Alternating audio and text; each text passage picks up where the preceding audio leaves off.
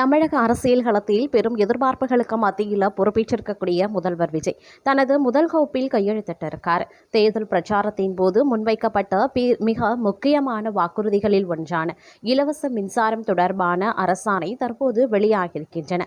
இருப்பினும் இந்த அறிவிப்பு மக்களிடையே வரவேற்பையும் அதே சமயம் சில விவாதங்களையும் கிளப்பியுள்ளது.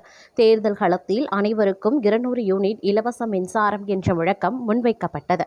ஆனால் தற்போது வெளியிடப்பட்டிருக்கக்கூடிய அரசாணை படி 500 யூனிட் வரை மின்சாரம் பயன்படுத்துபவர்களுக்கு மட்டுமே இந்த 200 யூனிட் இலவச மின்சார சலுகை பொருந்தும் என அறிவிக்கப்பட்டிருந்தது.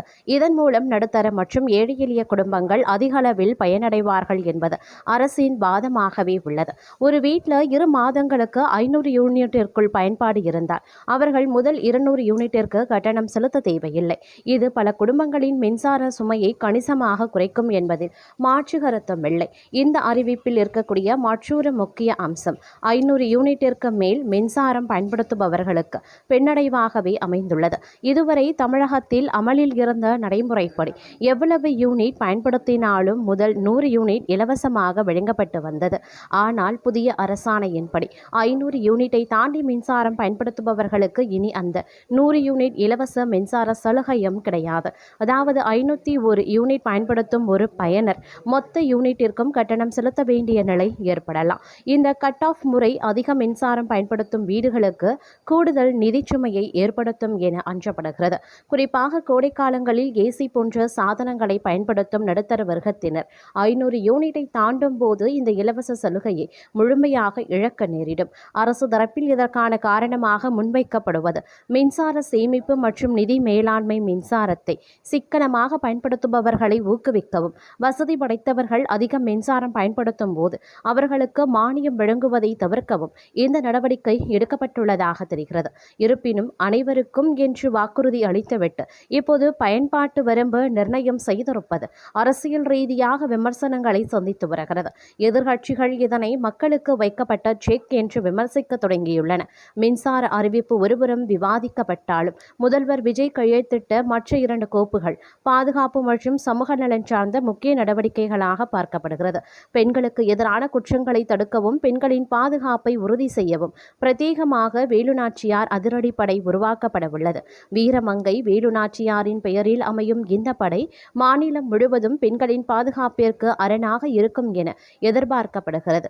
தமிழகத்தின் இளைஞர்களை சீரழிக்கும் போதைப்பொருள் புழக்கத்தை முற்றிலுமாக ஒழிக்க போதைப்பொருள் தடுப்பு படை அமைக்க முதல்வர் உத்தரவிட்டுள்ளார்.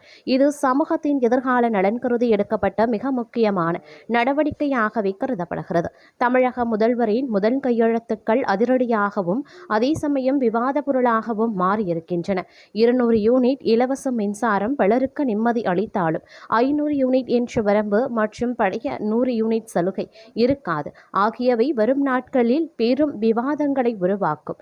எவ்வாறாயினும் வேலுநாச்சியார் நடைமுறை படை மற்றும் போதைப்பொருள் ஒழிப்பு நடவடிக்கைகள் மாநிலத்தின் பாதுகாப்பு பாதையில் ஒரு புதிய மைல்கல்லாக அமையும் என்பதில் எவ்வித ஐயமும் இல்லை என்றே கூறப்படுகிறது.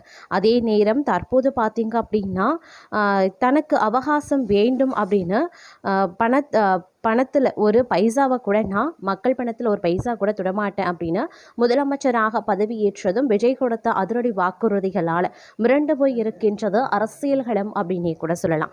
தமிழகத்தினுடைய புதிய முதலமைச்சராக பதவியேற்ற ஜோசப் விஜய் கோட்டையில் தனது முதல் உரையை உணர்ச்சிகரமாகவும் அதே சமயம் அதிரடியாகவும் பதிவு செய்திருந்தார்.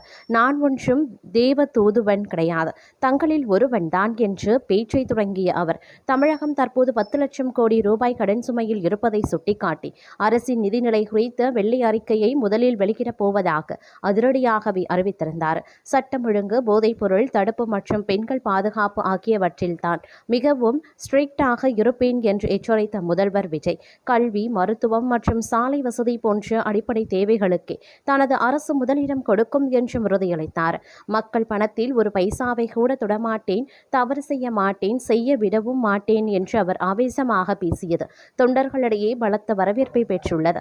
சுமார் 8 கோடி மக்களும் தனது மக்களே என்று குறிப்பிட்ட அவர், சிறுபான்மையினர் மற்றும் உழைக்கும் வர்க்கத்தினரின் நலனுக்காக தனது அரசு அரண் போல நிற்கும் என்று வாக்களித்தார்.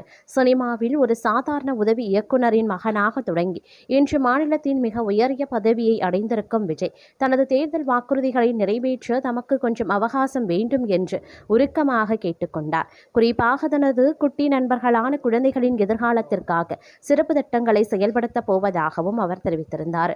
அதிகார பரவலுக்கு இடம் கொடுக்காமல் முழு அதிகாரமும் தனது தலைமையிலேயே இருக்கும் என்று அவர் குறிப்பிட்டது ஒரு வலுவான மற்றும் வெளிப்படையான ஆட்சியை அவர் வழங்க விரும்புவதையே காட்டுகின்றது அப்படின்னே கூட சொல்லலாங்க. அது மட்டுமின்றி தற்போதைய முடிவுகளின்படி பார்க்கும் பொழுது அரசியல் களம் நொடிக்கு நொடி பலவிதமான திருப்பங்களையும் அதிர்ச்சிகரமான விஷயங்களையும் ஏற்படுத்தி கொண்டிருக்கிறது அப்படின்னே சொல்லலாம். அதிலும் தமிழக சட்டமன்ற தேர்தல் முடிவுகளுக்கு பிந்தைய அரசியல் சூழல் தற்போது உச்சகட்ட பரபரப்பை எட்டியுள்ளது. தமிழக வெற்றி கழகத்தின் தலைவர் விஜய் ஆட்சி அமைக்க உரிமை கோரியிருக்கக்கூடிய நிலையில் அவருக்கு ஆதரவாக டெல்லியில் இருந்து காங்கிரஸ் மேலிடம் முக்கிய நகர்வுகளை மேற்கொண்டு வருவதாக தகவல்கள் வெளியாகியிருந்தன.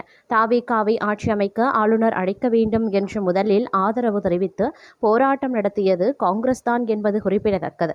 அவ்வாறு தமிழகத்தில் புதிய ஆட்சி அமைக்கும் விவகாரத்தில் காங்கிரசின் ஈடுபாடு அதிகரித்து வருவது அரசியல் வட்டாரத்தில் பெரும் மாற்றங்களை ஏற்படுத்தும் என்றே எதிர்பார்க்கப்படுகிறது. தமிழக வெற்றி கழகத்திற்கு ஏற்கனவே காங்கிரஸ் கட்சியின் 5 சட்டமன்ற உறுப்பினர்கள் ஆதரவு தெரிவித்துள்ளனர். இந்த சூழ்நிலையில் ஆளுநர் அர்லேக்கர் இதுவரை ஆட்சி அமைக்க விஜய்க்கு அழைப்பு விடுக்கவில்லை என்றும் இது தொடர்பாக ராகுல் காந்தி நேரடியாக தலையிட்டுள்ளதாகவும் தாவேகாவை அழைத்து பேச்சுவார்த்தை நடத்துமாறு அறிவுறுத்தியிருக்கிறதாகவும் டெல்லி வட்டாரங்கள் தெரிவித்திருந்தன. ஒருவேளை ஆளுநர் தொடர்ந்து அழைப்பு விடுக்க தாமதப்படுத்தினால் அடுத்த கட்டமாக இந்த விவகாரத்தில் உச்சநீதிமன்றத்தை நாடவும் காங்கிரஸ் ஆலோசித்து வந்ததாகவும் சொல்லப்படுது. ஆட்சி அமைப்பதற்கான பெரும்பான்மைக்கு தேவையான எண்ணிக்கையை எட்ட சில உறுப்பினர்களினுடைய ஆதரவு தாவேகாவுக்கு தேவைப்பட்ட சூழ்நிலையில் 2 சட்டமன்ற உறுப்பினர்களை கொண்டிருந்த விடுதலை சிறுத்தைகள் கட்சி என்ன முடிவு எடுக்கப் போகின்றது, அரசியலில் இது ஒரு பெரும் எதிர்பார்ப்பை ஏற்படுத்தியிருந்த நிலையில் விசிக தலைவர் திருமாவளவுடன் காங்கிரஸ் தலைவர் மல்லிகார்ஜுனா கார்கே தொடர்ந்து பேச்சுவார்த்தை நடத்தி வந்தார். இந்த நிலையில் கட்சி நிர்வாகிகளுடன் ஆலோசனை நடத்திய திருமாவளவன் தாவேகாவுக்கு ஆதரவு அளிக்கிறதாகவும் ஒரு முடிவை எடுத்து அறிவிக்கவும் செய்தார்.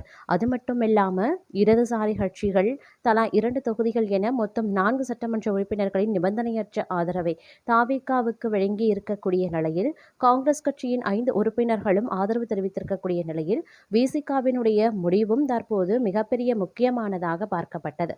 கடந்த சில நாட்களில் 3 முறை பார்த்தீங்கன்னா ஆளுநரை சந்தித்த விஜய் நேரில் சென்று ஆட்சி அமைக்க உரிமை கோரியிருந்த நிலையில் ஆளுநர் மாளிகையின் அடுத்த கட்ட நடவடிக்கை மற்றும் திருமாவளவனின் அறிவிப்புக்காக தமிழகமே ஆவலுடன் காத்திருந்த சூழ்நிலையில் திருமாவளவன் தன்னுடைய ஆதரவை பதிவு செய்த நிலையில் தற்போது பார்த்தீங்க அப்படின்னா மே 10ஆம் தேதியான இன்று பார்க்கும் பொழுது காலை 10 மணி அளவில் நடிகர் விஜய் தாவேகா தலைவர் விஜய் அவர்கள் முதலமைச்சராக பதவி ஏற்றுக்கொண்ட ஒரு பிரம்மாண்ட விழா வெகு விமர்சையாக நடைபெற்று கொண்டிருந்தது அப்படின்னே கூட சொல்லலாங்க. அது மட்டும் இல்லாமல் இந்த விழாவில் பார்க்கும் பொழுது ராகுல் காந்தி போன்ற பெரிய தலைவர்கள் பெரிய தலைவர்கள் மட்டுமின்றி நடிகர்களுக்கும் அழைப்பு விடுக்கப்பட்டதும் குறிப்பிடக்கூடிய ஒரு விஷயமாகவே பார்க்கப்படுகிறது.